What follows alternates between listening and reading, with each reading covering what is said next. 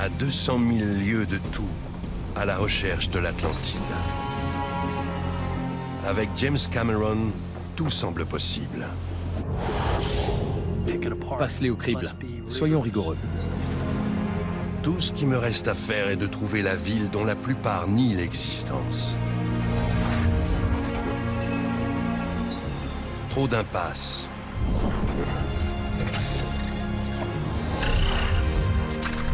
Il faut trouver un moyen de relier les points. On dirait un bateau. Et si c'est la coque du bateau, c'est qu'il est sous l'eau. Quand on enquête sur un crime, on suit l'argent. En archéologie, on suit les pierres. C'est fou, c'est le même symbole, encore et encore. Je pense que je tiens vraiment quelque chose.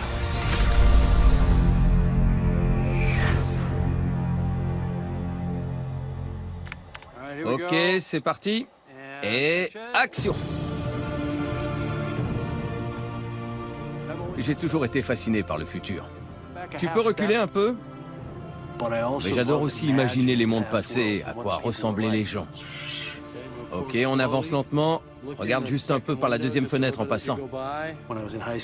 Au lycée, j'étais fasciné par l'Égypte ancienne, par les Grecs, les Romains et par l'Atlantide.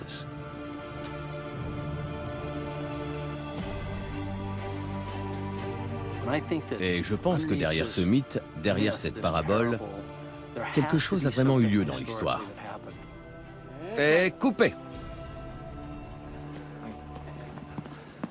Salut. Salut alors. Comment ça va? Je suis content de te voir, c'est génial. Voici mon gagne-pain. C'est un bon gagne-pain. Alors, c'est parti? C'est parti. On part à la recherche de l'Atlantide?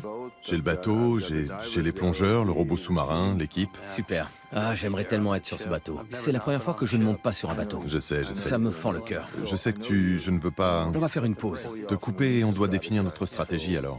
Oui, Maria, on va déjeuner? Oui, d'accord. Allez, pause déjeuner. Prenons quelques cartes. Ok. Tout ce que l'on sait sur ce sujet très controversé nous vient des écrits du philosophe grec Platon, datant d'il y a quelques 2400 ans. Dans le récit de Platon, les Atlantes dirigent un empire conquérant qui s'étend de l'Atlantique jusqu'à l'est de la Méditerranée. Leur capitale, l'Atlantide, est un port, une cité unique composée de 3 anneaux concentriques de terre et d'eau. Au centre se trouve un temple dédié au dieu de la mer, Poséidon, où les Atlantes sacrifient des taureaux. Des ponts et des canaux incroyables relient les nombreuses douves, et un large canal central passe par la cité, raccordant le temple à la mer. Mais la cité connaît une fin terrible, en un jour et une nuit, lorsque des tremblements de terre et des tsunamis la détruisent et la submergent d'eau et de boue. Mais où se trouve-t-elle?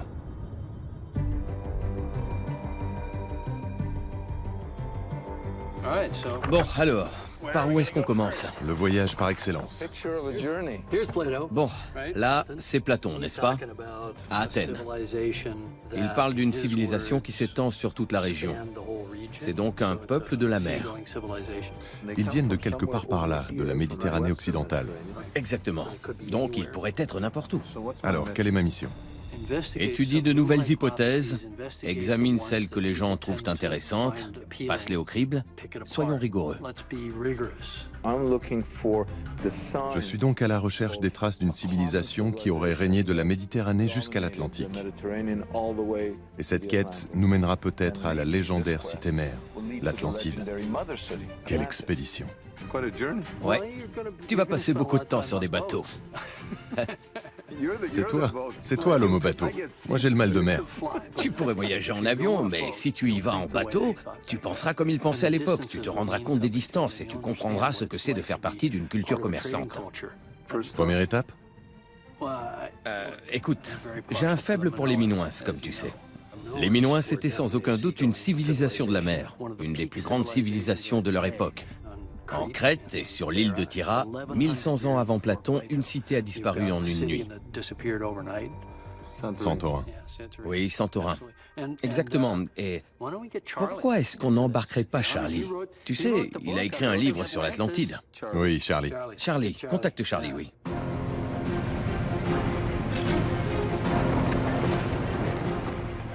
Quelques jours plus tard, avec l'aide de quelques comprimés contre le mal de mer, je fais donc voile en Méditerranée orientale vers l'île grecque de Santorin.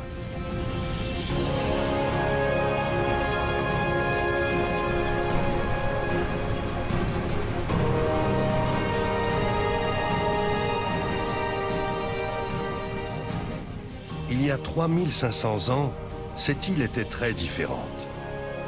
Ronde et ouverte sur la mer, elle était très semblable à la description que Platon fait de l'Atlantide. À cette époque, Santorin est habité par la grande civilisation minoenne. Mais tout bascule en 1550 avant Jésus-Christ, lorsque le volcan au centre de l'île entre en éruption avec une intensité dévastatrice.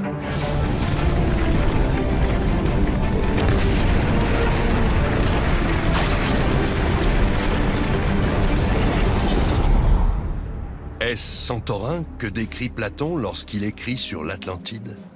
Pour répondre à cette question, j'interroge l'écrivain Charles Pellegrino. Non, ça date probablement d'après l'éruption. À l'aide de drones, Pellegrino examine les cinérites dans la gueule du volcan où il navigue. Est-ce qu'on peut se rapprocher de la grande couche d'origine? Reconstituant les événements qui ont causé l'écroulement du volcan. Derrière moi se trouve l'une des plus grandes calderas au monde.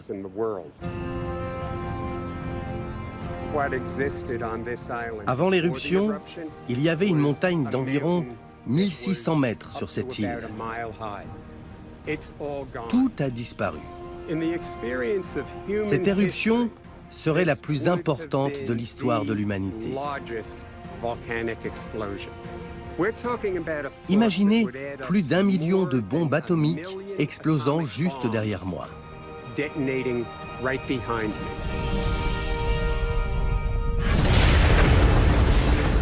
L'éruption dure des jours. Une masse rocheuse, presque équivalente au mont Everest, est soufflée dans l'atmosphère. Le ciel reste noir pendant plusieurs jours. Et de grandes zones de la planète subissent 2 années entières d'hiver. L'éruption et le tremblement de terre qui s'ensuit créent un énorme tsunami, atteignant une hauteur de 243 mètres et dévastant les côtes de la Crète, de l'Égypte et de la Turquie. Sur la côte nord de la Crète, le tsunami détruit les cités minoennes côtières et anéantit leur imposante flotte. Le nuage de cendres qui se propage après l'explosion est si chaud que les personnes qui se trouvent sur les côtes de la Crète sont aussitôt désintégrées. Des écrits égyptiens de l'époque décrivent une énorme onde de choc ayant détruit maisons, temples et morceaux de pyramides. Cet événement est si important qu'il est impossible que les civilisations de l'époque, surtout en Méditerranée, ne l'aient pas remarqué ou mentionné dans leur histoire orale et écrite. Alors, l'éruption de Santorin correspond-elle au cataclysme dans l'histoire de Platon? Les Minoens sont-ils ces Atlantes disparus depuis si longtemps? Je me rends avec Charlie sur le dernier site archéologique minoen de l'île, la cité d'Akrotiri. Elle semble correspondre à la description de Platon, qui parle d'une civilisation très évoluée de l'âge du bronze. C'est incroyable de marcher à côté de bâtiments de 3 étages. Oui. Et ils ont quoi? 3500, 3600 ans? C'est ça. Les rues ne sont pas si étroites. Il y a des ouvertures, des fenêtres ouvertes. On voit les maisons des gens. Elles sont plus ou moins toutes les mêmes. C'est donc une société égalitaire. La résistance au tremblement de terre a été prise en compte dans la construction de ces bâtiments. D'ailleurs, on peut voir... Attends, une minute. Tu es en train de dire que ces personnes construisent des bâtiments parasismiques? Très proches de certains qui ont été conçus au Japon et aux États-Unis. Aujourd'hui, au XXe siècle. oh mon Dieu. Ces bâtiments à étages sont impressionnants, mais le plus fou, c'est qu'il y en a en dessous. Comment ça? Les toilettes. On ne retrouve ce type de tuyauterie sous les bâtiments, si ce n'est brièvement à l'époque romaine, qu'au XVIIIe ou au XIXe siècle. Par exemple, à l'époque de la Révolution américaine à Philadelphie, ou même dans un palais à Paris, les toilettes étaient dans les cages d'escalier et dans les rues. Et on pouvait sentir Paris ou Philadelphie à plus de 3 km à la ronde.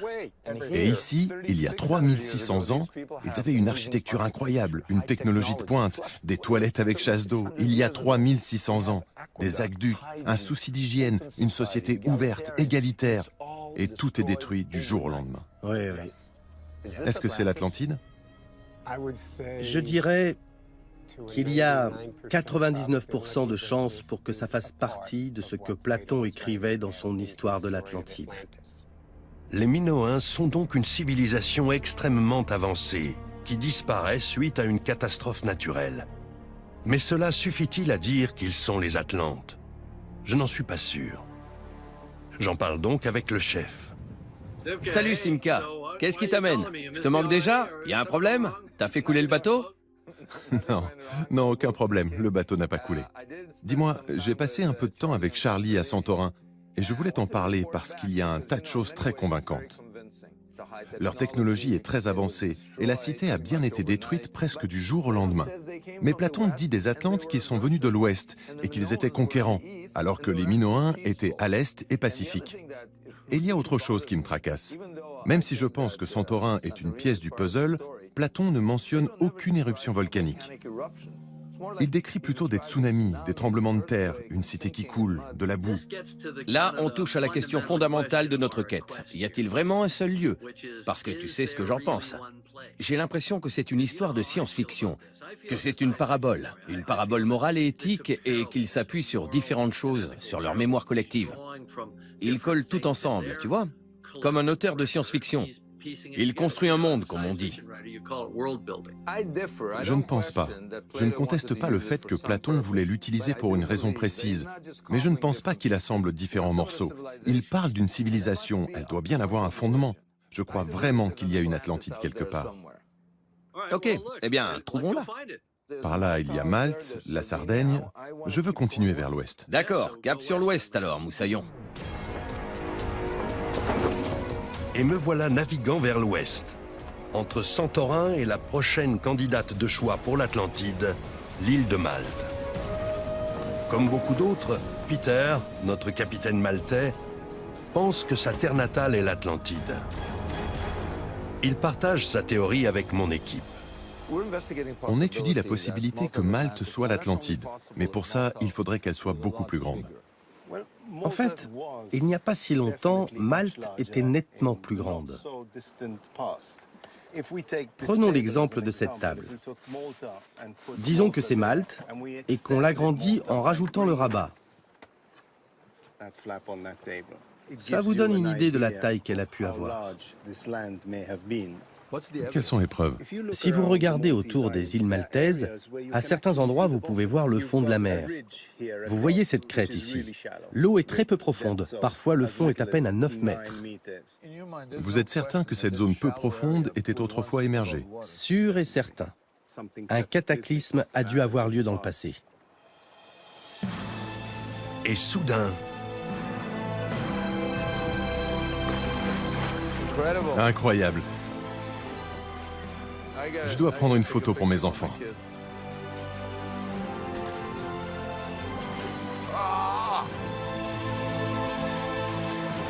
Ah, c'est magique. Il nous guide vers l'Atlantide.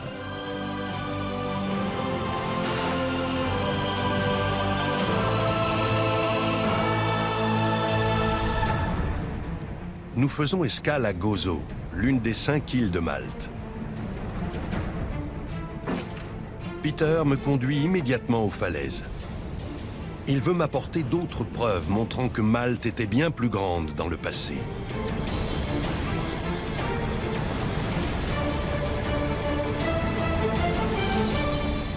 Il commence par de mystérieuses traces, des sillons qui quadrillent l'île. Ces traces sont incroyables. Expliquez-moi ce qu'on a sous les yeux. Eh bien, comme vous voyez, ce sont clairement des sillons faits par l'homme, taillés dans la roche. Ils mettaient de grandes pierres, des pierres rondes et solides dedans. Comme ici. Exactement. Ensuite, ils mettaient les gros blocs de roche sur les pierres sphériques et ils les poussaient et les tiraient pour bâtir leur temple. J'avoue que c'est très impressionnant. Quand vous avez parlé de sillons, je m'attendais à voir quelques rayures sur des rochers. Mais on voit à quel point c'est profond en avançant vers la falaise. Et elles avaient forcément une fonction. C'est une preuve solide qu'il y avait quelque chose ici. Il est probable qu'une civilisation importante ait vécu sur une île plus grande à l'époque. Il y a 6000 ans, les sillons ont dû servir à construire des structures mégalithiques.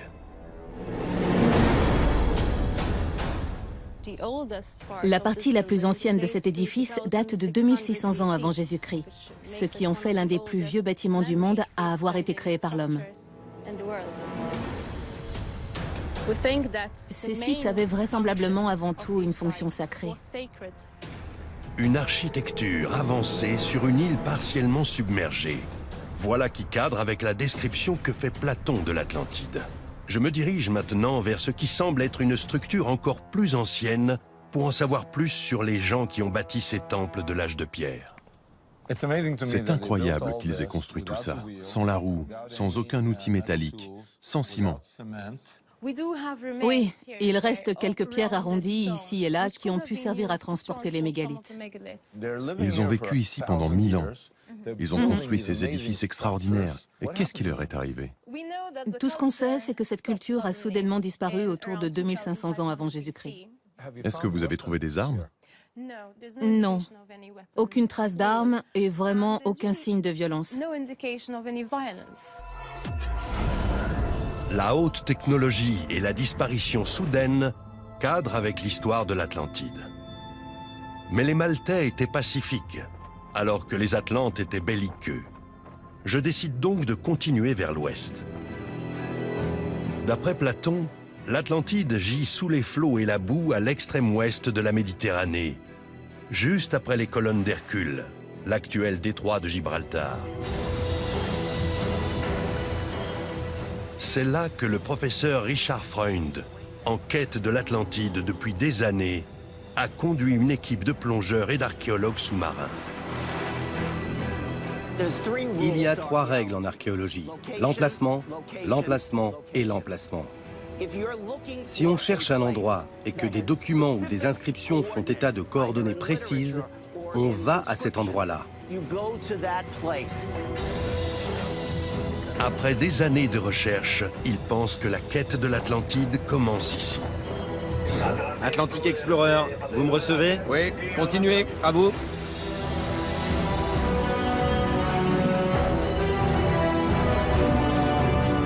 Pour trouver la cité perdue, il a réuni certains des meilleurs plongeurs et archéologues sous-marins du monde. Je suis convaincu que de larges zones jadis habitées se trouvent maintenant à des centaines de mètres sous l'eau. Les gens veulent surtout des preuves. Ils ne veulent pas de théorie, ils ne veulent pas de géophysique. Ils veulent qu'on leur dise qu'il y a des preuves et ils veulent savoir lesquelles. Platon écrit à une période très précise. Alors, quand il dit que l'Atlantide se trouvait dans le détroit de Gibraltar, qu'il appelait les colonnes d'Hercule à l'époque, chaque marin, chaque lecteur du grec, tout le monde sait exactement de quel endroit il parle.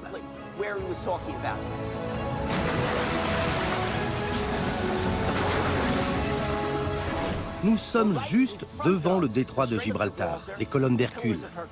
C'est là qu'on doit chercher. Pour repérer les emplacements prometteurs, Freund et son équipe utilisent un radar sous-marin spécial et un échosondeur multifaisceau de pointe qui produit des images 3D détaillées d'objets au fond de l'océan. Qu'est-ce qu'on espère trouver? Pour moi, La preuve irréfutable serait une architecture imposante et antique.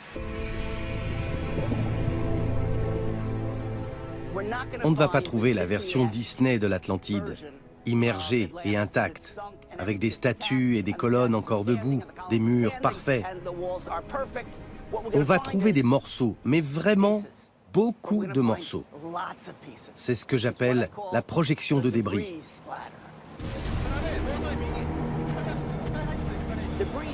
Je dis projection de débris car une destruction projette toujours des preuves sur une large zone. On pense que l'Atlantide était une grande cité. Tout ce qui reste de ces débris a dû finir dans l'Atlantique, dans cette zone. Au poste de commandement, l'équipe surveille les écrans. Ils guettent tout relief anormal au fond de la mer. Voilà ce qu'on va faire. On va par là et on tournera là-bas. Le processus est minutieux. Parfois, on ne voit rien de spécial pendant des heures.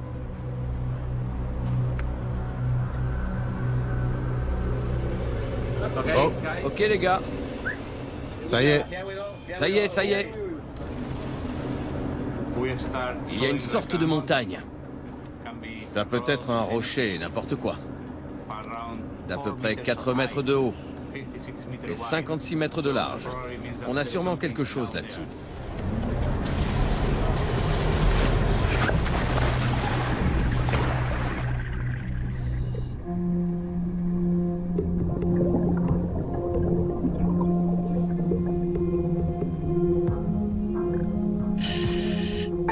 Je ne vois rien. La visibilité est vraiment mauvaise. Ralentissez. On suit la ligne de descente. C'est parti.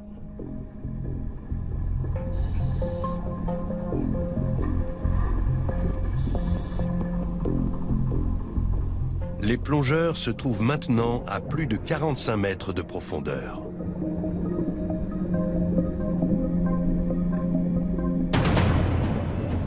C'est quoi, Edo? Tu vois ça?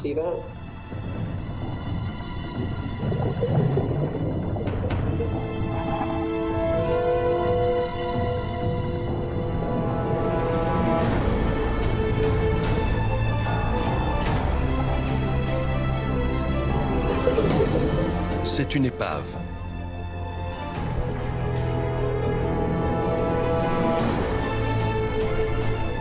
Mais elle n'est pas vieille. Elle est en métal et relativement moderne. Ils continuent d'inspecter la zone. Mais ils se rendent bientôt à l'évidence qu'ils ne trouveront pas ce qu'ils cherchent sur ce site.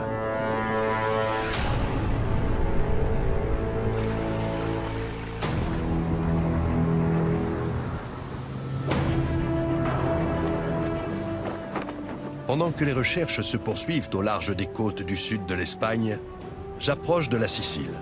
Freund a raison. Platon situe l'Atlantide à l'ouest des colonnes d'Hercule, et la plupart des chercheurs sont convaincus qu'il parle du détroit de Gibraltar. Mais certains historiens pensent que Platon fait référence au détroit de Messine, entre la péninsule italienne et l'île de la Sicile. On traverse le détroit de Messine. Le soleil se lève, c'est magnifique. Et on peut bien voir à quel point les deux masses terrestres sont proches. Là, c'est l'Italie, et juste là, c'est la Sicile. On peut donc tout à fait imaginer que les colonnes d'Hercule aient été à cet endroit à un moment donné. Qu'il y a pu y avoir des piliers pour ceux qui partaient naviguer en Méditerranée. Je peux parfaitement concevoir qu'avec le développement de la navigation et la possibilité d'aller de plus en plus loin, les colonnes d'Hercule aient été déplacées de leur emplacement d'origine à Gibraltar, en face de l'Atlantique. Si le détroit de Messine correspond aux colonnes d'Hercule d'origine, est-ce que la Sardaigne, de l'autre côté du détroit, a pu être l'Atlantide ?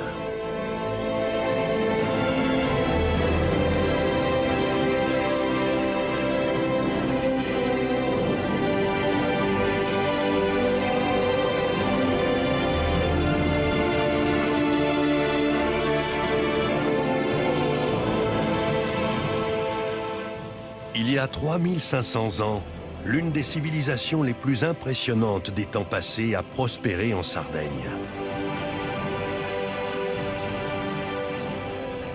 Je me dirige donc vers l'un des 7000 sites de cette culture oubliée visible sur l'île. Je rencontre Robert Ishoy, un chercheur américain qui étudie la Sardaigne depuis des dizaines d'années. Ishoy pense que ces ruines spectaculaires, qu'on appelle Nuraghe, sont les vestiges de l'Atlantide.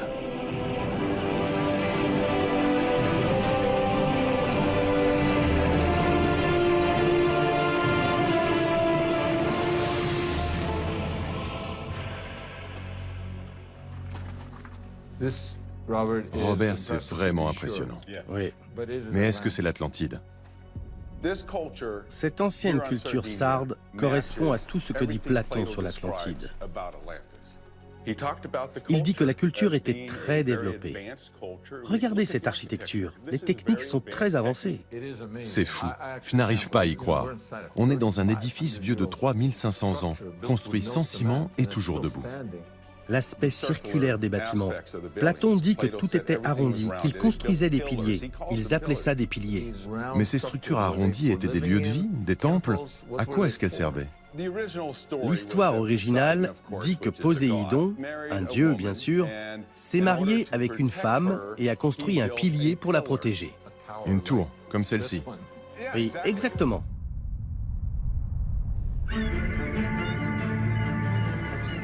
Mais quid du reste des descriptions de Platon? Est-ce que l'île de la Sardaigne correspond à ce que nous savons sur l'Atlantide? Pour le savoir, nous voyageons vers la pointe sud de l'île. Bon, on est à Nora. C'est un endroit très particulier en Sardaigne. Platon dit clairement que l'Atlantide a été détruite par des tremblements de terre et des inondations. Or, les inondations sont fréquentes en Sardaigne. Et il y a une grande faille marine juste au sud de l'île. Il y a donc à Nora des traces de destruction dues à des tremblements de terre et des inondations. Et on trouve des ruines sur l'île, mais aussi sous l'eau. Cet endroit est donc très spécial et prouve bien qu'il y a un lien entre la Sardaigne et ce que Platon raconte sur la destruction de l'Atlantide. Deux autres caractéristiques importantes de la Sardaigne cadrent avec les descriptions de Platon. Les rochers autour de l'île sont de 3 couleurs, noir, blanc et rouge. Et il y a des sources chaudes et froides partout. Robert m'amène à me demander si ce sont les temples de l'Atlantide. Il pense que oui, et me conduit à l'un des plus impressionnants, Su-Nuraxi. Waouh! On est dans l'un des plus grands complexes découverts jusqu'à présent.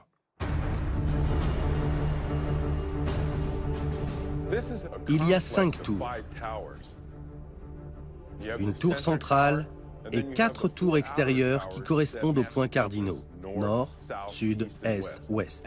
Et jusqu'à récemment, très récemment, personne ne savait qu'il était là. Il était couvert de boue, entièrement recouvert. Imaginez, une structure si haute complètement ensevelie sous la boue. Un peu plus et je verrais des gens parcourant ces couloirs.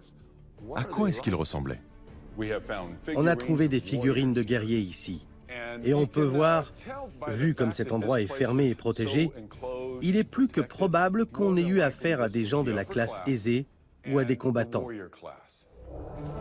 À ma grande surprise, la géographie, la géologie et l'archéologie de la Sardaigne semblent concorder avec les descriptions de l'Atlantide de Platon. Oh mon Dieu! S'il y a eu une maison Atlante un jour, elle devait ressembler à ça. Enfin, c'est ce que Platon décrit. Je ne sais pas si c'est l'Atlantide, mais cette architecture correspond sans aucun doute à la description qu'il fait de celle de l'Atlantide. C'est incroyable. Je décide donc d'étudier un autre aspect de l'histoire. Platon décrit une montagne au milieu de l'île, au centre d'une belle plaine. Il dit aussi que Poséidon a bâti le tout premier édifice de l'Atlantide. Est-ce qu'un tel endroit existe en Sardaigne?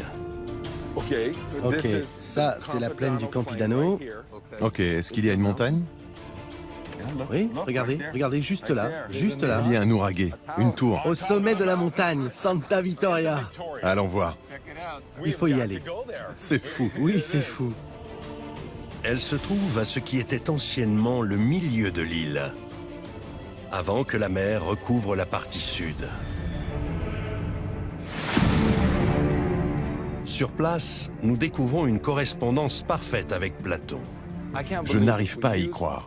On a utilisé Platon comme une carte au trésor qui nous aurait dit « Vous trouverez une petite montagne, une belle vue, une vallée fertile, une plaine, des ruines anciennes. » On n'a pas seulement trouvé des ruines, on a trouvé des ruines qui sont très probablement parmi les premières tours construites, si ce n'est la première. À côté se trouve un temple dédié à une divinité de l'eau, peut-être Poséidon. Dans le temps, il était entouré d'une douve. Alors qu'est-ce que ça veut dire? Qu'est-ce que vous êtes en train de dire? C'est l'Atlantide? Je dis que si on prend tous les éléments de l'Atlantide, tels que décrits par Platon, la géographie, l'île elle-même et la civilisation, aucun autre endroit sur Terre ne cadre mieux que la Sardaigne.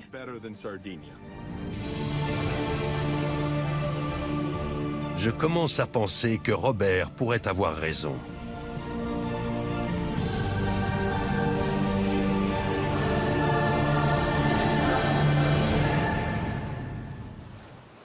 Salut Simca, qu'est-ce qui se passe?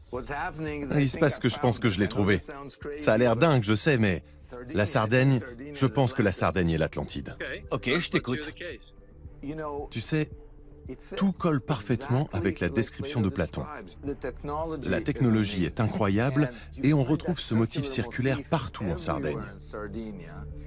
Au centre de l'île, on dirait vraiment un temple dédié à une divinité de l'eau qui m'a tout l'air d'être Poséidon. Et c'est un peuple conquérant.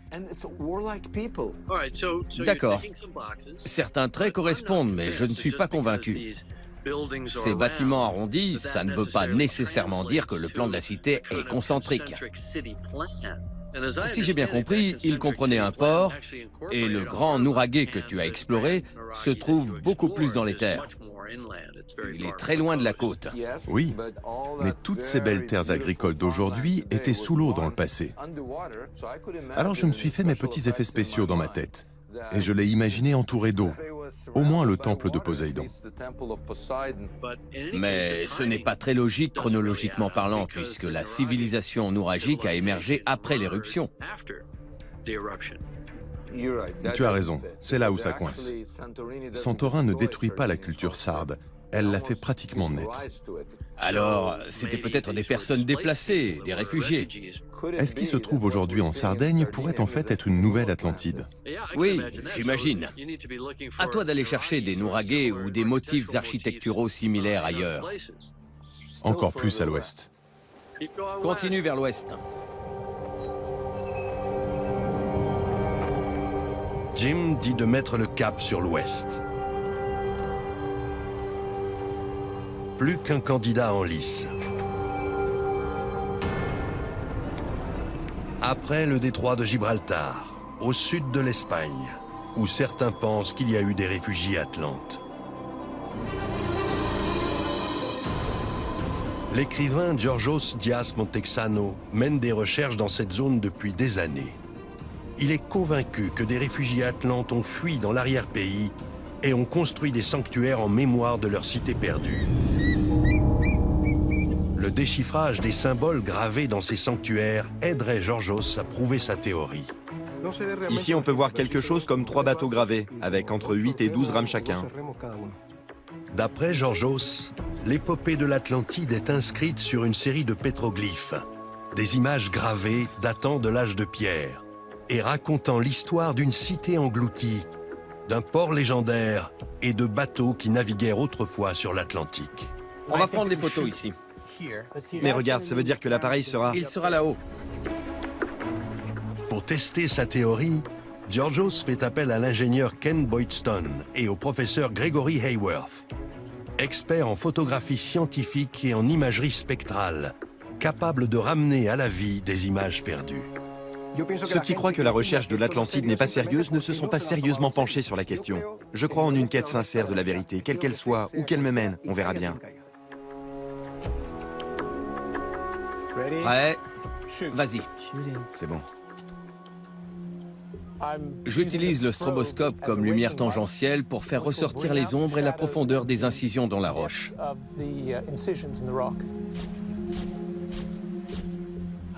Ah wow. C'est un cheval avec une longue crinière qui flotte.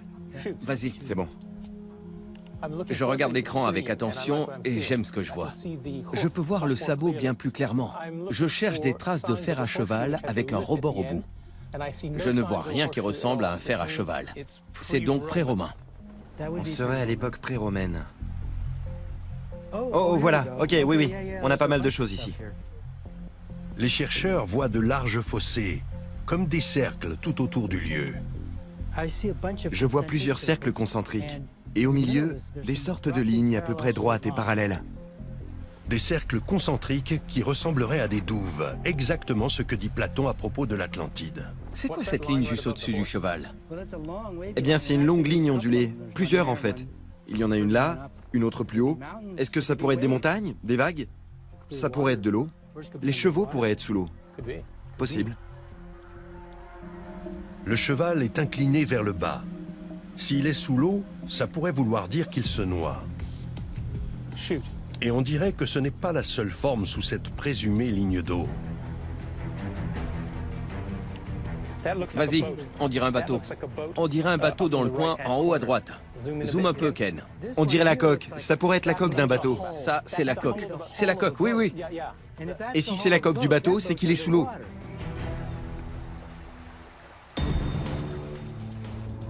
Pendant que l'équipe poursuit son travail, je rejoins Georgios à Badajoz, dans le sud de l'Espagne. On m'a parlé de ses travaux, et j'ai hâte de voir les mystérieuses trouvailles de ce musée peu connu. C'est important. Ces guerriers taureaux ont des cornes qui sortent de leur tête, pas de leur casque. D'après Platon, les taureaux sont associés à la religion de l'Atlantide. Ces inscriptions sont incroyables. Des guerriers, des chars, et des caractères indéchiffrés, écrits dans une langue qu'on appelle le tartessien. Serait-ce la langue perdue de l'Atlantide? Georgios a gardé le meilleur pour la fin. Regardez ça. Oh mon Dieu.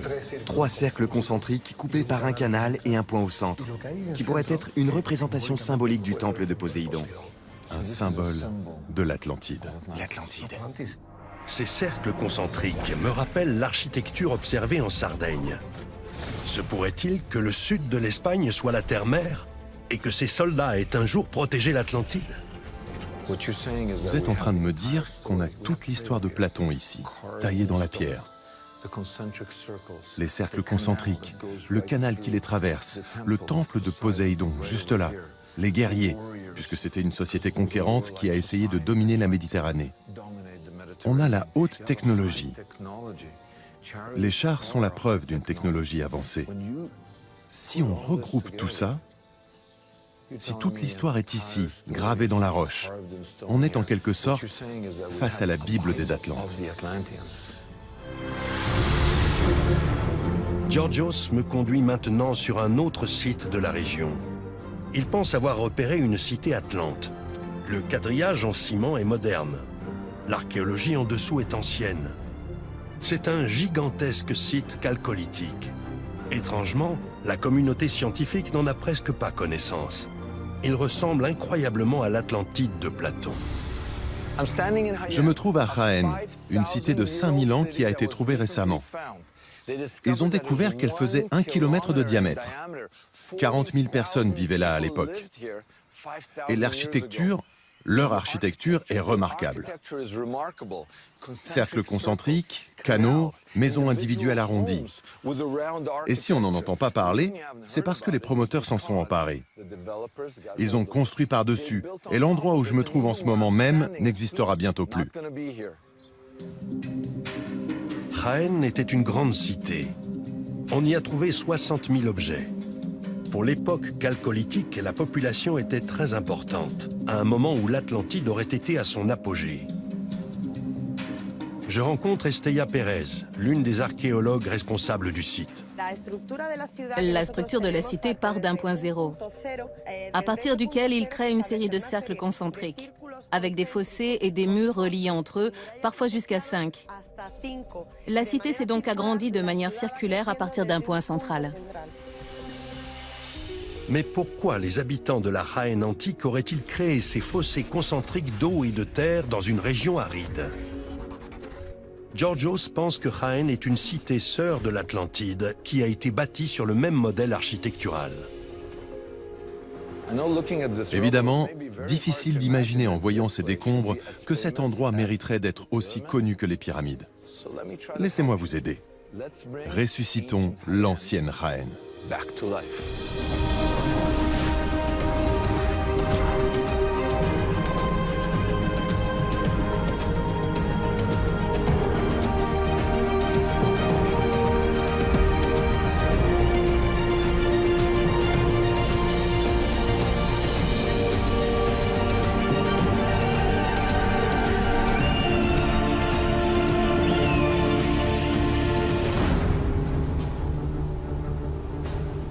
Dans le détroit de Gibraltar, le professeur Freund et ses plongeurs poursuivent leur quête sous-marine de l'Atlantide.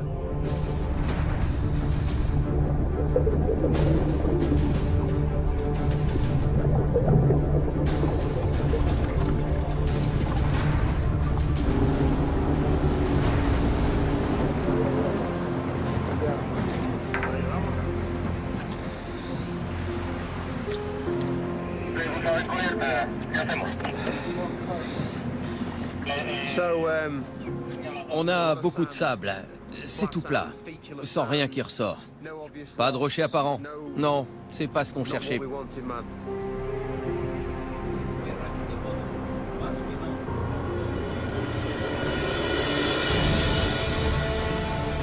Alors qu'ils se déplacent vers un site plus profond, Freund décide de sortir l'artillerie lourde, le robot ROV. On va enlever ces appareils et on va mettre ce bloc. Je crois qu'on est prêt. Le ROV ne pèse rien, mais il a une grande puissance visuelle.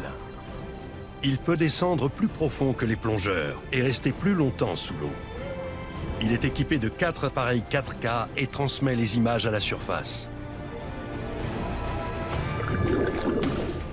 Si l'Atlantide se trouve dans ces eaux, ces appareils vont la trouver. Allô, le poste de commande? Oui, ici le pont. Ok. Le ROV avance plein nord. Il est à 1 mètre du fond seulement et je ne vois pas grand-chose. On va continuer comme ça, garder un cap constant. Ils sont dans des eaux plus profondes que lors de la dernière sortie en mer des plongeurs dans cette même zone, quand ils cherchaient le champ de débris. C'est pour ça que les recherches prennent si longtemps. Ça peut durer des jours, des semaines, des mois, parce qu'on va très doucement et que la visibilité n'est pas très bonne. Jusqu'à ce qu'on trouve quelque chose. Malgré leurs efforts, les opérateurs ne font pas de découverte majeure.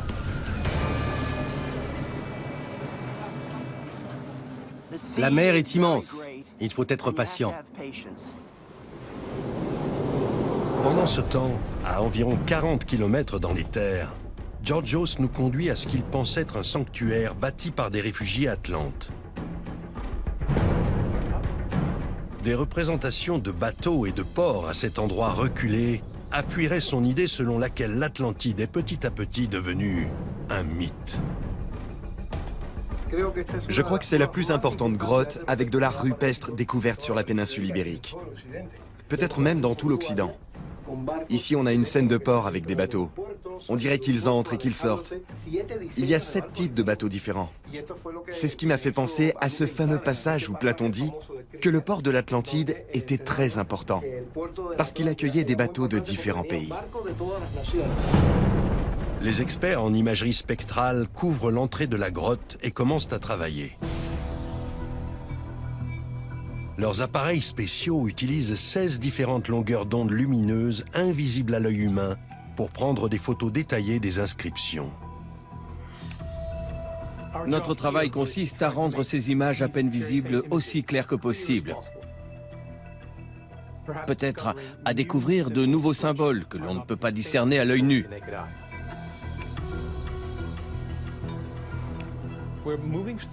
On suit tout le spectre, du violet jusqu'à l'infrarouge, pour un total de 26 photos. Je vois des traits qu'on ne voyait presque pas. Oh, je vois un bateau, je vois des rames. On les voit, oui. À la lumière des ondes lumineuses visibles par l'homme, l'image du bateau dans ce qui semble être un port carré est effacée et imprécise. Mais avec une lumière multispectrale spéciale, apparaissent soudain de nouveaux détails. Ce qu'on voit est très intéressant. Je viens de réaliser ce que c'est. C'est une image en 3 dimensions. On peut voir l'intérieur du bateau. Les traits verticaux sont les couples de la quille. La technique de l'artiste est assez sophistiquée pour représenter ça en 3 dimensions. On apprend également de nouvelles choses sur l'autre bateau. Bon, cette photo est très intéressante. On s'attendait à avoir des rames ovales et incurvées, mais on ne s'attendait pas à ça. Ce qu'on pensait être une rame n'en est pas une. En fait, c'est un gouvernail ou un aviron à tribord. On le sait parce que, regardez, vous voyez cette forme carrée là? C'est très différent des rames. Et ça sort de l'arrière. Ce qui nous donne plusieurs informations intéressantes. D'abord, si le gouvernail est là, ça veut dire que le bateau va dans cette direction, hors du port, qui se trouve là. Tout à coup, il découvre une image qui était totalement invisible à l'œil nu. En examinant cette zone, on a découvert quelque chose d'inattendu. Regardez. Waouh! En fait, il y a une autre forme. On dirait vraiment une queue, et là, ça ressemble à des oreilles.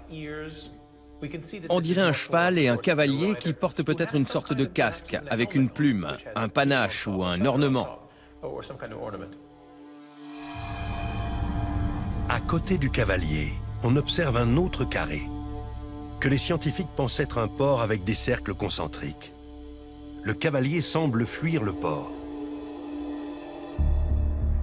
Ceux qui ont fait ces dessins aussi loin dans les montagnes ne représentaient pas des bateaux, des ports ou des cavaliers fuyant les alentours. Ils racontaient des événements qui avaient eu lieu quelque part sur la côte, très loin d'ici. Vous m'avez chamboulé, ça c'est sûr. Je commence à penser que Georgios a raison et que c'est ainsi que l'Atlantide est devenue une légende.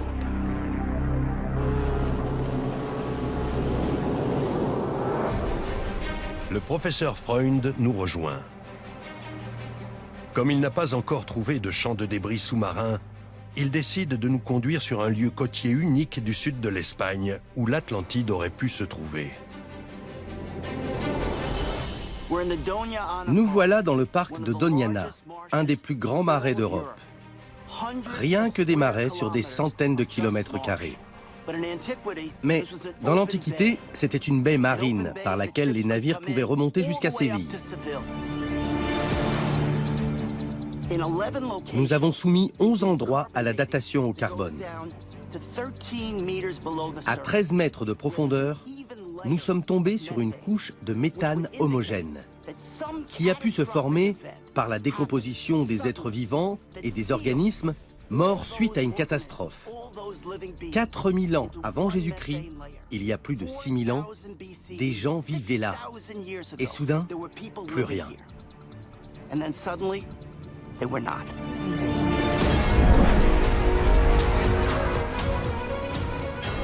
Nous parcourons pendant des heures Doñana et ses étonnants paysages. De la végétation, des plages et du sable sur plusieurs centaines de kilomètres.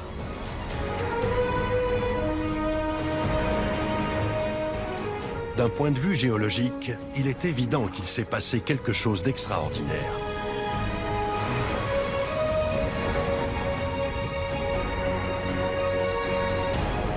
Après plusieurs heures, nous atteignons notre destination. Le professeur Freund m'emmène à l'endroit qu'il appelle la preuve archéologique parfaite.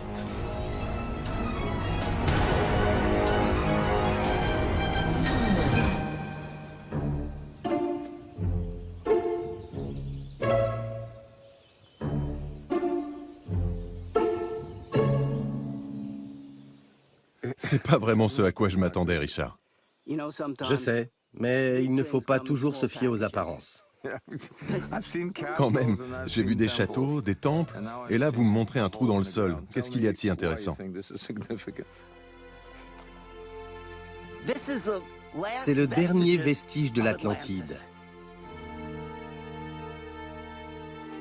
Il date de l'époque où cette immense cité, toute en pierre, n'avait pas encore disparu. Vous êtes en train de me dire que ce rocher, ces pierres, sont le trésor que nous cherchons? Les pierres ne sont pas indigènes à cet endroit. Elles sont très différentes de toutes les autres. Ce n'est ni du sable, ni de la boue. Regardez, on voit bien les débris marins qui sont incrustés à la surface. Ce n'est pas une pierre du coin. Vu où elle se trouve, on est quand même au milieu des marais. Je pense qu'un énorme tsunami l'a déposée ici il y a des milliers d'années.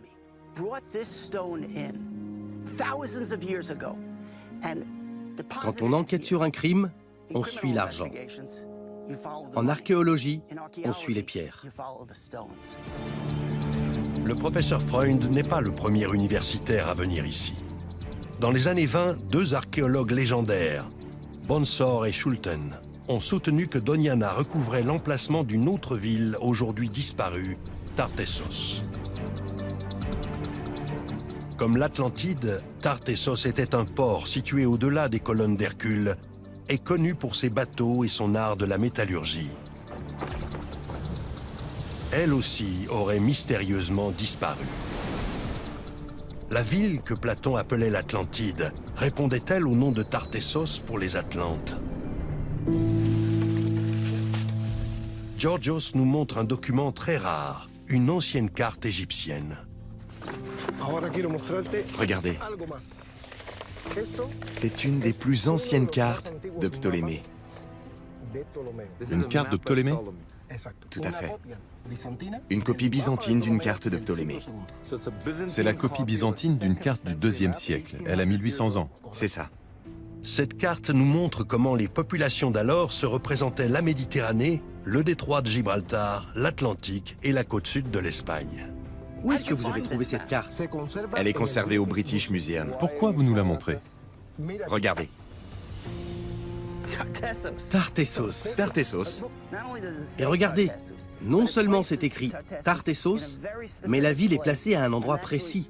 Et il y a une enluminure, un dessin qui représente la ville face à la mer. Le symbole d'une ville fortifiée. Exactement à l'endroit où nous nous trouvons. Précisément ici. Là où on est. C'est complètement... C'est dingue. Quelqu'un d'autre a déjà fait le lien? Non, je suis le seul. Ici. Oui, Juste sous nos yeux. oui. On pourrait prendre le bateau, non? Voir ce qu'il y a sous l'eau un peu plus loin.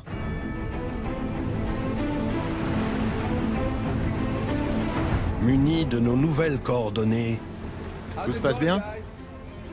nous embarquons sur l'Atlantic Explorer pour chercher au large de Doñana un champ de débris et des preuves attestant la destruction de l'Atlantide. J'espère qu'on ne s'est pas trompé. On est au bon endroit. On est au bon endroit.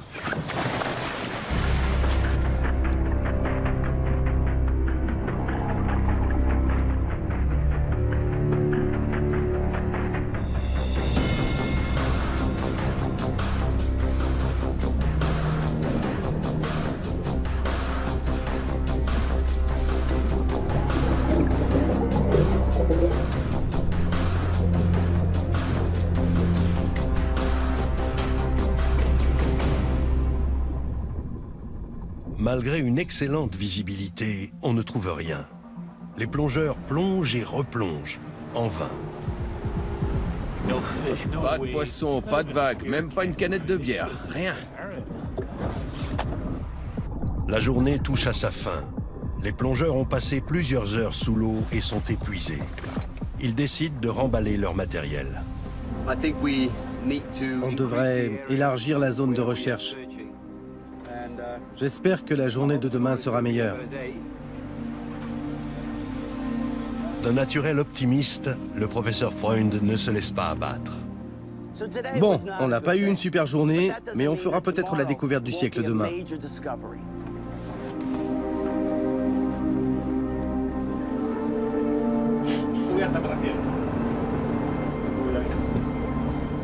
Alors que nous rentrons au port, quelque chose d'étrange apparaît à l'écran.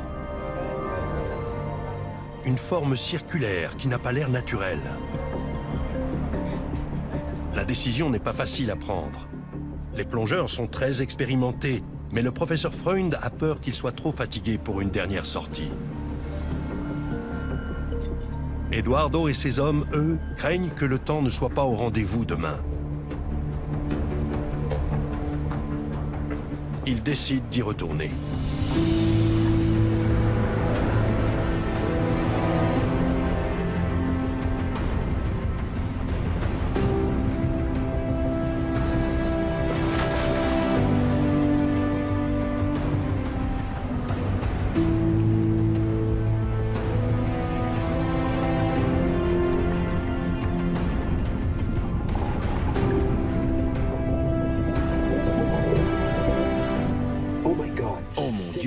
Regardez-moi ces énormes disques.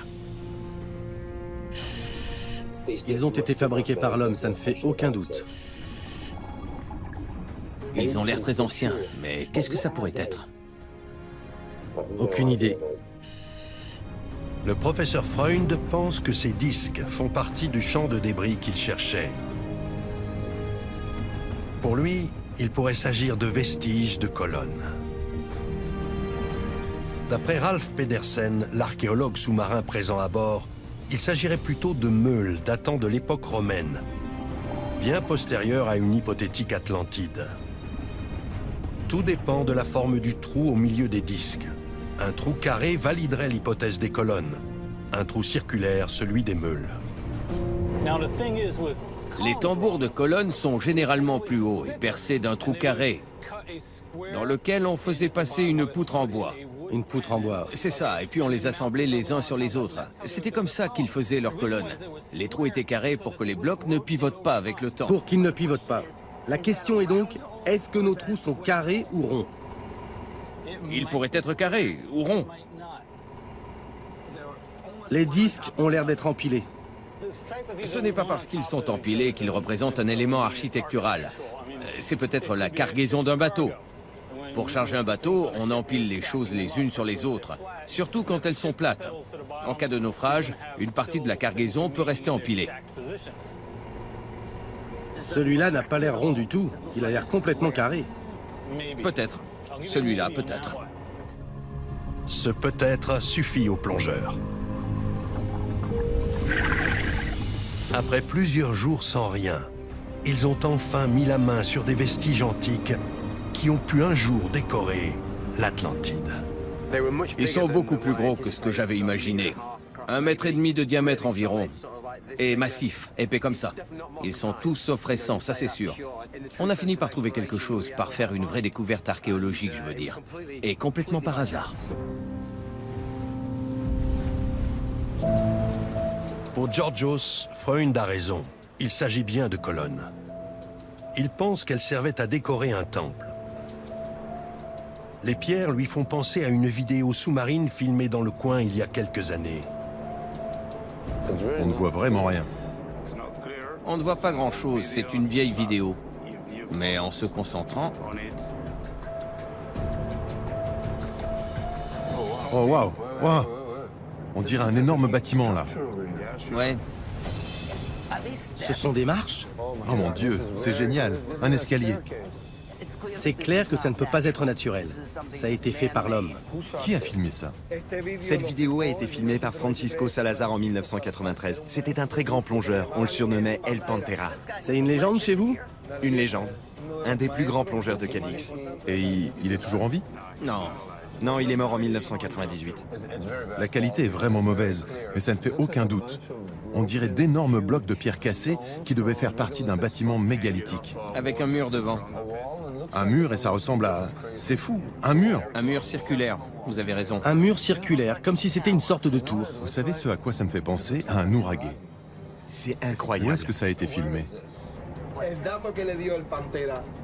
Pantera disait qu'il avait filmé ça entre Barbate et Zahara de Los Atunes, à 35 mètres de profondeur. Est-ce qu'on pourrait essayer de retrouver le site exact? Je pense que oui. On sait où chercher. Il faut qu'on le trouve. Il faut vraiment qu'on le trouve. Nous mettons le cap sur l'endroit que Georgios pense être le site de plongée de Pantera. C'est une longue étendue de mer de moins de 10 km de long, à une quinzaine de kilomètres de l'endroit où nous avons trouvé les disques. Avec notre sonar 3D, nous avons bon espoir de trouver rapidement ce que nous cherchons. À ma grande surprise, nous tombons en plein milieu d'une zone de trafic de drogue et nos plongeurs doivent travailler sous l'œil attentif de la marine espagnole.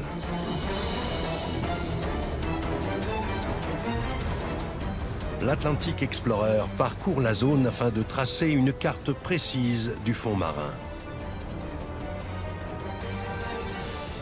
En attendant de trouver notre cible, je décide d'appeler James Cameron pour le mettre au courant de nos dernières avancées. Allô, Jim? Bon, comment ça va? Vous êtes où? Au sud de l'Espagne. De l'autre côté des colonnes d'Hercule? Oui. Tout se passe plutôt bien.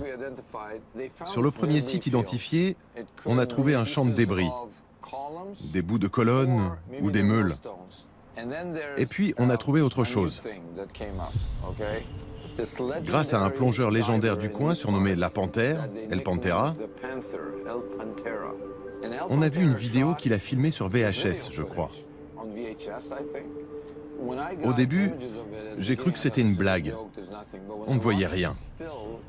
Mais sur les captures d'écran, j'ai cru reconnaître un ouraguet sous-marin, comme ceux qu'on voit en Sardaigne. Un gros truc, avec des piliers et des marches et des cercles. Des cercles. La version hollywoodienne de l'Atlantide, quoi. Et juste sous nos pieds, apparemment. Vous avez les coordonnées précises? C'est à 35 mètres de profondeur entre Barbate et Zahara de los Atunes. L'endroit est très sablonneux. D'accord. Si un temple submergé est entièrement à découvert, le sonar le trouvera. Et on va quadriller tout le périmètre. Et on finira par trouver l'Atlantide. Ça a l'air trop beau pour être vrai. Je vais pas rester debout toute la nuit en attendant de vos nouvelles. Mais on verra bien. Vous avez raison de prendre les devants. Bon, c'est super. J'aimerais vraiment pouvoir être sur le bateau avec vous. Mais les coordonnées de Pantera ne se révèlent pas aussi fiables que prévu. Allô? Alors vous en êtes où? Vous avez trouvé quelque chose? À vous! On y est presque, mais on n'a encore rien. On continue à chercher. Le fond est plat. C'est tout ce qu'on a pour le moment. Ah, il y a quelque chose. C'est très gros. Une anomalie apparaît. Un relief sur le fond marin. Le bâtiment filmé par Pantera? On y est. Vraiment? Ce sont les poissons. Ce sont peut-être des poissons à l'intérieur d'un bâtiment. On avait un fond sablonneux et là on voit un petit bâtiment. Et beaucoup de poissons. Ok, je préviens les plongeurs. Plongez par le côté, d'accord? À l'ancienne? Génial.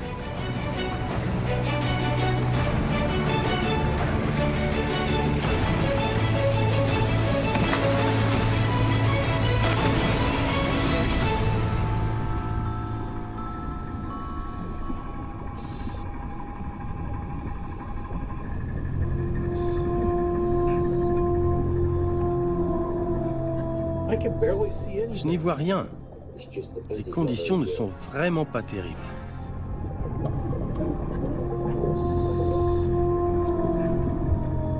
Je suis juste au-dessus des plongeurs, en contact radio avec eux. Alors les gars, qu'est-ce que vous voyez?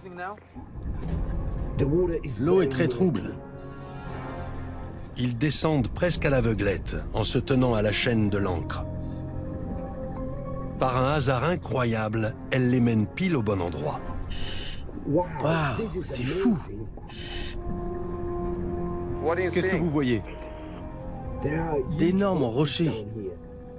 Mais ils sont un peu bizarres. Seraient-ce les pierres mégalithiques de la vidéo de Pantera? Je ne saurais pas dire si elles ont été taillées par l'homme. Les plongeurs se dispersent et tombent sur des pierres ici et là. Ce sont peut-être des disques couverts d'algues. Elles pourraient être taillées par l'homme, c'est difficile à dire. Regardez le contexte archéologique dans lequel elles se trouvent. Vous ne voyez pas de décombres ou autre chose?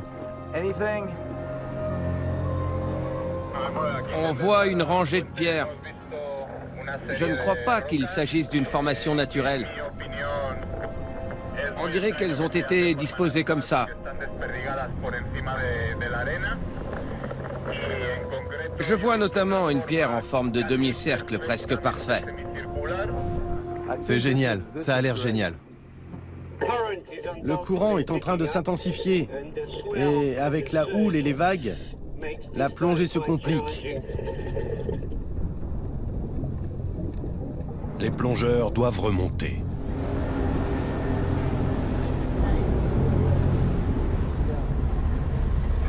C'était très intéressant. Beaucoup de pierres avec des formes pas vraiment naturelles, mais peut-être que notre imagination s'emballe un peu aussi. J'aimerais bien savoir ce que Ralph en pense. Parce qu'à 40 mètres de profondeur, quand tu as envie de trouver quelque chose, tu peux très vite prendre tes rêves pour la réalité. Ce serait bien qu'on ait un point de vue objectif, rationnel sur ce qu'on a trouvé. Je crois que le courant se calme. Peut-être qu'on pourrait envoyer le ROV.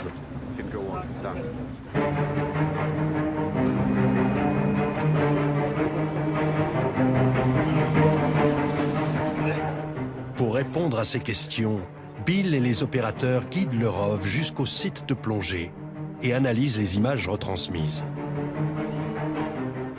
On a une visibilité à 1,5 mètre environ. On ne sait pas vraiment si les pierres sont là de manière naturelle ou pas. Dans tous les cas, c'est plutôt un gros bâtiment. Ils appellent Ralph, l'archéologue sous-marin, pour pousser plus loin l'analyse. Qu'est-ce que ça peut bien être? Après plusieurs heures d'observation, Ralph n'est toujours pas sûr de sa conclusion. Les pierres ont subi un long processus de dégradation. Il ne sait pas si elles ont été taillées par l'homme. Seule une fouille sous-marine pourrait déterminer s'il s'agit bien du temple trouvé par Pantera.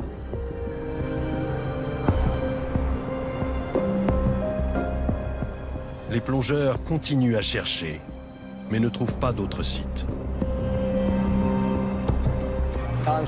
On commence à être à court de temps. La situation est un peu tendue. Si on ne trouve rien ici, il va falloir trouver un autre site.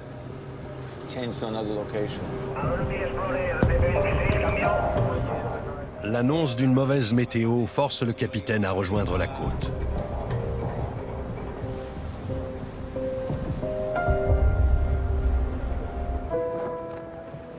L'Atlantic Explorer mouille au port en attendant que la mer se calme. L'équipage en profite pour faire l'inventaire et un peu de maintenance.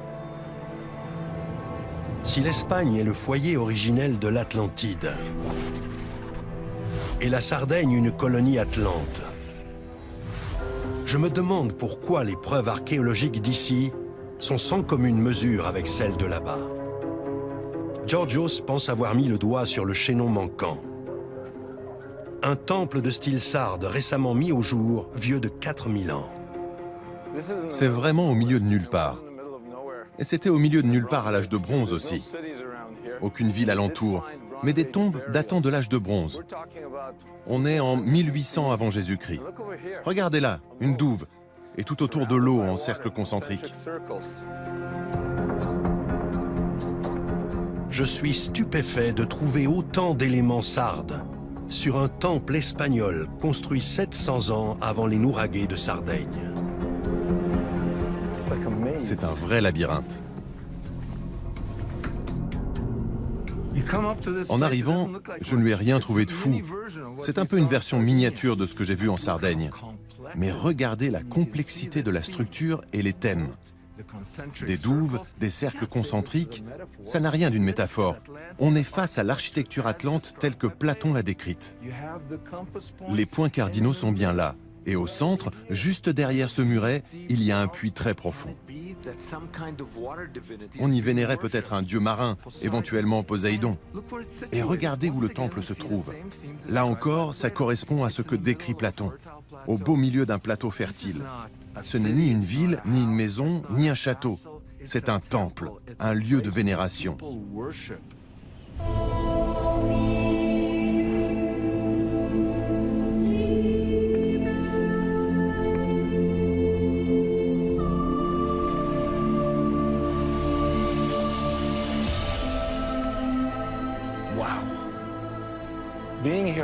C'est incroyable.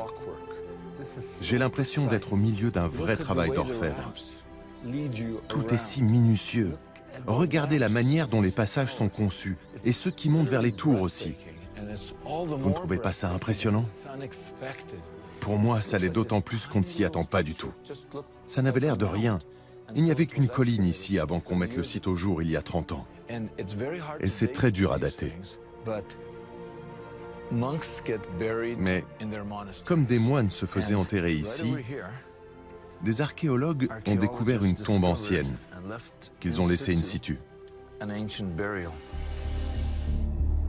Il s'agirait donc de l'épicentre de la culture atlante, qui aurait par la suite rayonné jusqu'en Sardaigne. Est-ce un temple comme celui-ci que Pantera a trouvé en plongeant? Le temps est censé s'être amélioré.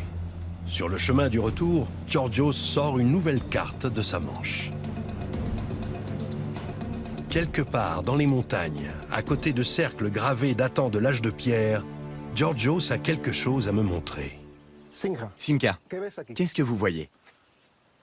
C'est pas vrai. Je vois une menorah biblique. Une menorah.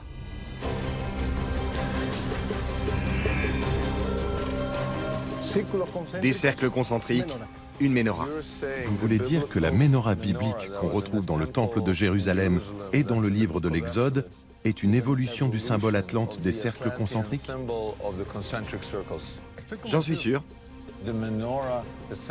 La menorah serait l'héritière d'un symbole vieux de plusieurs milliers d'années. Si on coupe en deux le symbole de la ville de l'Atlantide, on obtient une menorah. Je pense soudain à des symboles de menorah que j'ai vus dans des tombes juives datant de 1600 ans, à Malte. Elles sont la réplique parfaite du symbole de Georgios, avec un axe central en plus qui rappelle le trident de Neptune. Vous allez loin. Vous êtes en train de dire qu'on trouve un écho de la théologie atlante jusque dans la Bible. C'est ça, Simka. D'après Georgios, c'est avec ce genre de sanctuaire que des réfugiés atlantes ont fait connaître leur symbole au reste du monde. De retour à bord, les plongeurs se préparent. Le parc de Doñana est l'épicentre. Pour moi, c'est là que se trouvait l'ancienne cité-mère, le port, l'île de l'Atlantide. Et maintenant, qu'est-ce qu'on fait?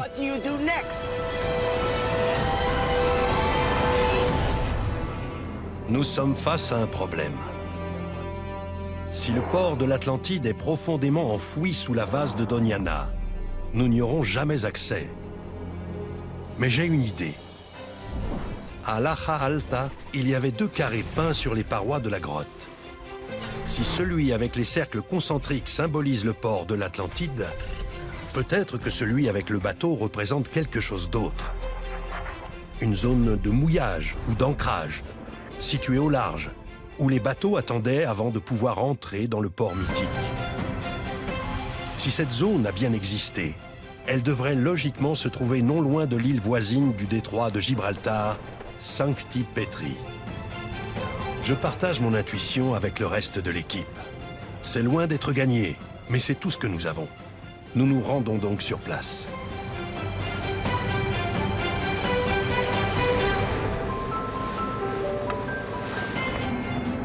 Je vois quelque chose qui file tout droit. On dirait une rangée de blocs. Un brise-lames ou un quai? Et ici, ça pourrait être une zone de mouillage. J'espère que nous allons trouver des preuves archéologiques sûres prouvant l'existence d'une civilisation très ancienne qu'on pourrait relier à l'Atlantide. Le capitaine José María arrête le bateau. La tension monte.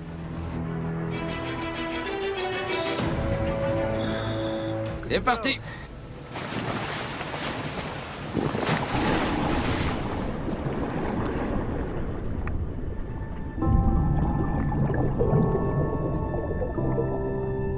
Qu'est-ce que nous cherchons au juste? Des bateaux? Le bois pourrit au bout de plusieurs milliers d'années, mais pas les brise-lames, ni les jetés, ni les encres en pierre.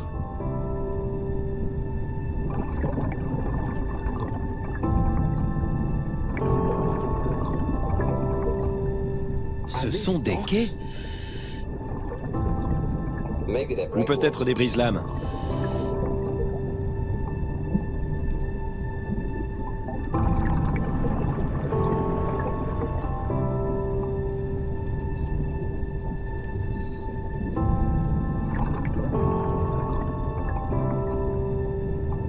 Soudain,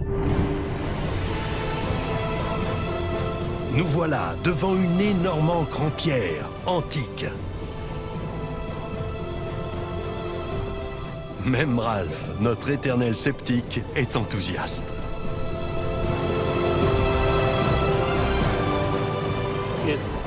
Elle est large comme ça, environ 83 cm de diamètre, et épaisse comme ça. Ses deux côtés sont lisses et elle est percée d'un joli trou. C'est vrai qu'on était très surpris de la trouver. Après des semaines de recherches infructueuses, tout le monde s'anime quand Ralph annonce qu'elle pourrait dater de l'âge de bronze. Ce qui cadre avec la chronologie atlante. Ce sont les photos? Oui. C'est une découverte incroyable. Bon, tout un tas de gens s'émerveillent devant des ancres, mais cette ancre le mérite vraiment. Elle a entre 3000 et 4000 ans, et vu sa taille, elle devait servir à de très gros bateaux. Ce qui veut dire que de très gros bateaux naviguaient dans ces eaux il y a 4000 ans. Il est communément admis que l'humanité ne commence à s'aventurer sur l'océan Atlantique qu'à partir du 8e siècle avant notre ère. Les zones de pêche et de commerce étaient donc confinées à la mer Méditerranée. Mais cette ancre nous raconte une toute autre histoire. Nous sommes du côté atlantique. Qui a déjà vu des ancres en pierre de ce côté-là du détroit? Cette zone n'a pas encore été explorée. Nous sommes les premiers à venir ici, à chercher des choses. Et à en trouver. À repousser les limites. À repousser les limites, c'est ça. Vous savez, je n'y croyais pas trop à ces sites de plongée. Mais maintenant, je suis optimiste. Mais une simple ancre en pierre pourrait n'être qu'une anomalie. La preuve qu'un bateau a fait fausse route. Nous devons trouver d'autres objets pour valider l'hypothèse que le site était jadis une gigantesque zone de mouillage.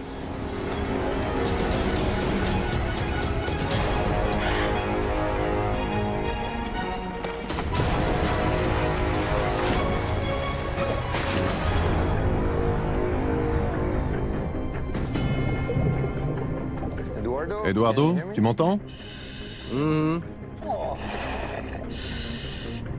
Qu'est-ce qui se passe? Il y a beaucoup de courant. Mais ce n'est pas tout. Une houle très forte nous rabat contre le fond. Comme le site est plat, le courant est d'autant plus fort. Waouh, c'est fou! Elle est superbe.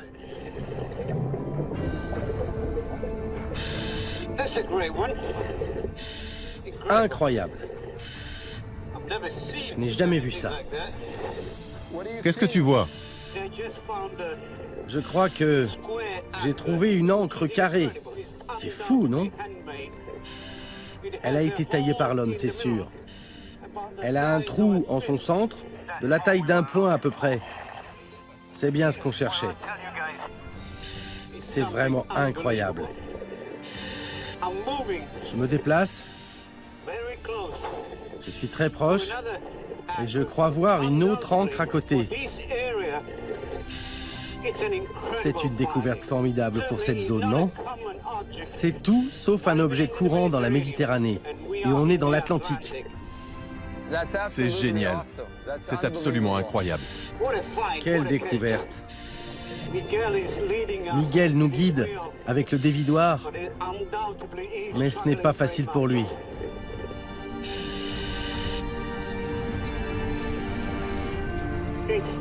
Le courant est vraiment très fort. Tu vois combien d'encres? J'en vois une troisième. de forme ovale et qui fait entre 70 et 80 cm de diamètre à son point le plus large. Elle a l'air en parfait état. Elle pourrait avoir entre 3500 et 4000 ans. Elle est la preuve qu'un port se tenait ici, alors que je n'osais même pas en rêver. Vous vous rendez compte? Trouver 3 ancres datant de l'âge de bronze dans l'Atlantique? Autant chercher une aiguille dans une botte de foin. Ça veut dire que nous sommes sur la bonne piste. Nous avons donc découvert un total de 4 ancres datant de l'âge de bronze sur la côte atlantique de l'Espagne. Mais nos plongeurs ne s'arrêtent pas là. 1 heure plus tard, ils tombent sur une 5e ancre de forme triangulaire. C'est complètement dingue. C'est vraiment incroyable. Et peu de temps après, sur une 6e. Je le sentais plutôt bien aujourd'hui. Je vous disais bien qu'on y arriverait. Vous êtes géniaux. Si vous saviez, je suis tellement fier d'être là.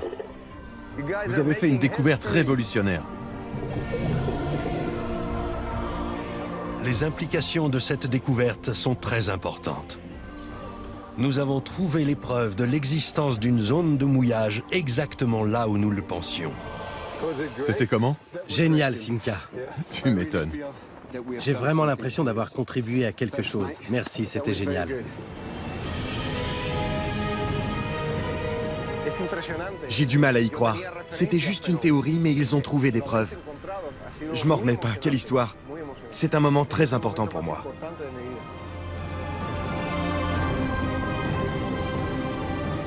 Si la zone de mouillage de l'Atlantide se trouve ici, peut-être que l'Atlantide gît sous la vase de Doñana, comme le pense le professeur Freund. Et si les ancres en pierre prouvent l'existence de très gros bateaux, jusqu'où ont-ils pu s'aventurer dans l'océan Atlantique? Nous continuons vers l'ouest, jusqu'à l'archipel des Açores, ces îles portugaises situées au milieu de l'océan Atlantique.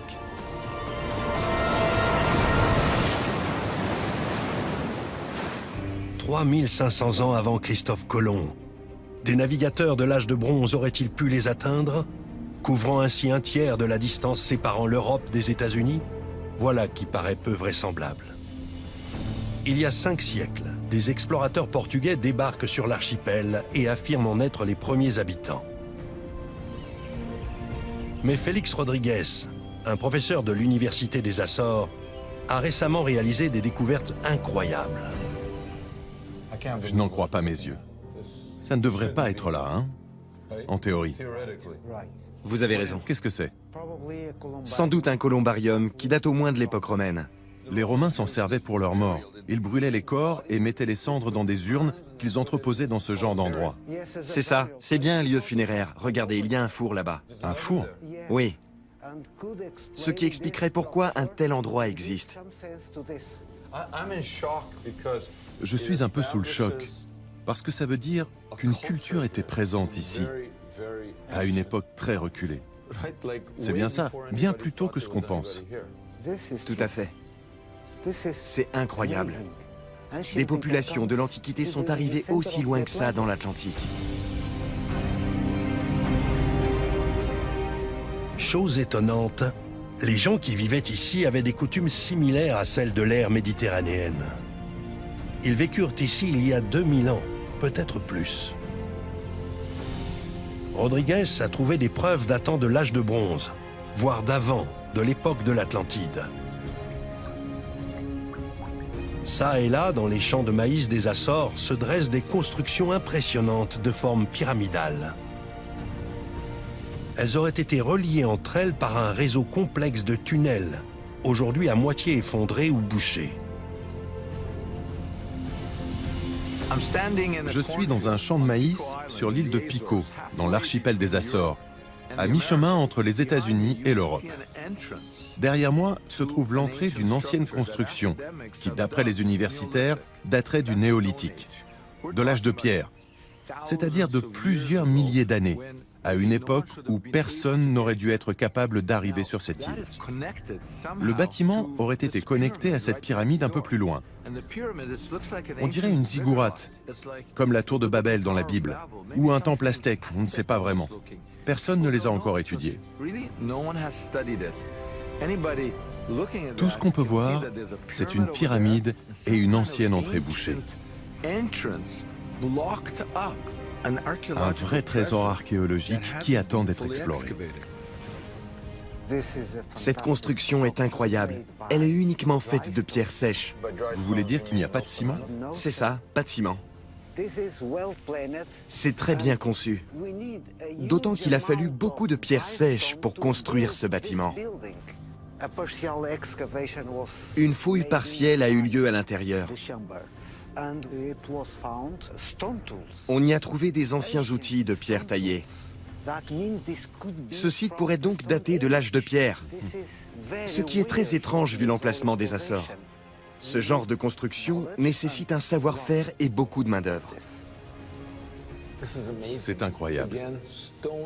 Si cette technologie date bien de l'âge de pierre, ça nous renvoie à 4, 5, 6 000 ans plus tôt. C'est la même technologie que celle que nous avons vue à l'est de la Méditerranée. D'énormes blocs de pierre empilés les uns sur les autres et tenant en place sans ciment depuis des millénaires. Et comme on est loin de la Méditerranée, cette civilisation se serait en fait étendue jusqu'à l'Atlantique. D'autres éléments prouvent la présence d'anciens occupants sur cette île. Le professeur Rodriguez nous fait traverser une forêt dense pour nous montrer un village datant de l'âge de pierre, avec des constructions mégalithiques ressemblant comme 2 gouttes d'eau à celles que j'ai vues à Malte, à plus de 3540 km d'ici.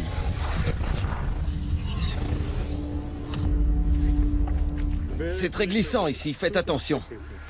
Le professeur Rodriguez a découvert ce site en 2014. Au vu des outils de pierre taillée qu'il y a trouvés, il pense que le village est vieux de 6000 ans. Le monde universitaire ne sait rien de son existence. Le professeur Rodriguez a même découvert une grotte artificielle. C'est fou. C'est une des constructions mégalithiques les plus sophistiquées que j'ai vues. C'était peut-être la maison de quelqu'un, d'un chef, ou alors un endroit sacré. Peut-être un ancien sanctuaire. Il se compose d'une pièce extérieure et d'une chambre intérieure, une sorte de saint des saints, le sanctuaire.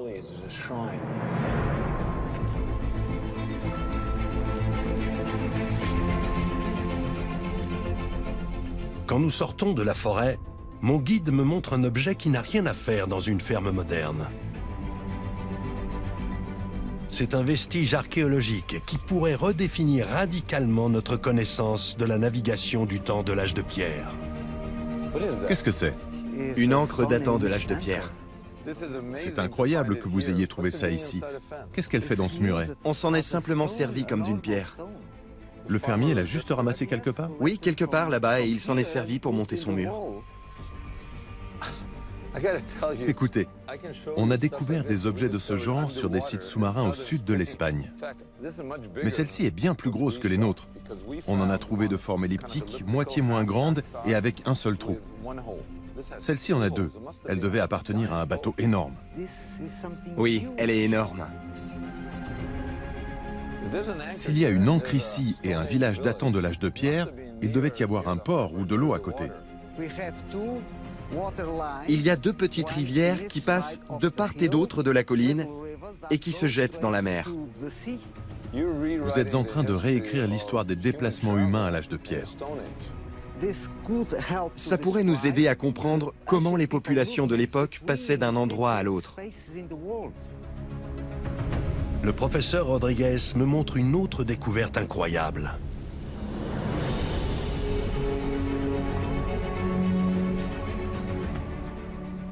C'est fou, ce sont d'anciens sillons. Oui, ça ne fait aucun doute. Ce sont bien d'anciens sillons. Comme se trouvait à Malte. Ils sortent de nulle part et vont jusqu'à la mer. On en trouve beaucoup au centre de l'île. Sur toutes les îles. Oui, sauf sur la plus petite. Et personne ne s'est penché là-dessus. Non. Personne. Vous pensez qu'elle date de quand? Du 3e millénaire avant Jésus-Christ. Du 3e millénaire avant Jésus-Christ? Waouh!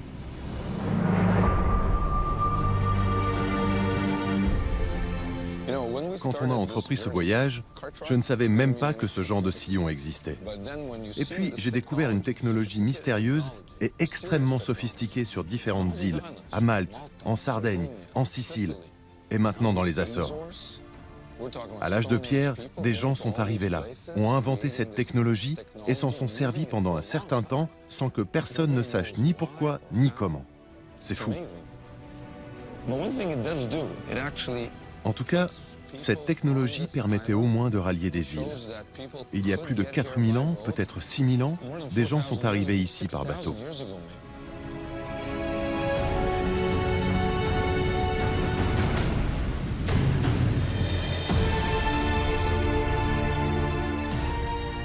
Je suis maintenant convaincu qu'avant les pyramides d'Égypte, à l'âge de pierre puis de bronze, existait déjà une civilisation, un ancien empire oublié depuis longtemps, dont le cœur aurait été situé au sud de l'Espagne, à l'endroit exact où Platon place l'Atlantide.